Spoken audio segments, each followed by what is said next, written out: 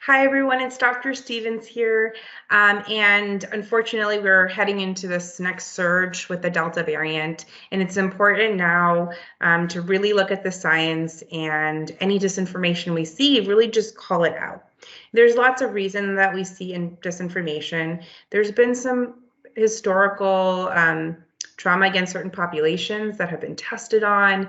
And it is always good to go into any new thing or treatment with some heavy level of skepticism.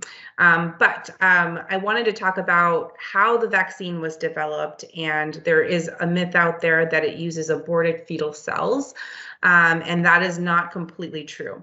So the vaccine itself does not contain any component of fetal or aborted fetal cells. Where this came from is that back in the 1960s and 1970s, some of these cell lines were taken from women, perhaps without their consent. So there were some bad things in terms of science that happened there. And those cell lines were used in research.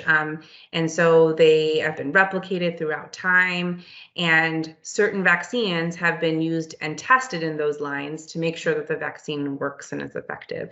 Now, the Johnson & Johnson vaccine had used that type of methodology for testing, but it doesn't contain any of those things itself.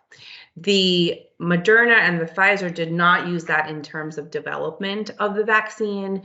There may have been some portions of testing that may have happened with that, but for the most part, the Moderna and Pfizer haven't, so much so that most really strong evangelical leaders and the Catholic Pope have all kind of come in favor of getting vaccinated with the Moderna or Pfizer vaccine, as well as equally speaking out against some of the moral obligations and some of the ethical issues with those fetal cells that were being used from the 1960s.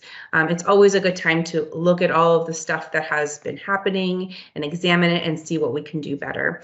But it is also important to know that we now have some safe and effective vaccines, and one or two choices with Moderna and Pfizer that does not use those types of practices. So get vaccinated when you can, and please be safe and wear a mask indoors. Thank you.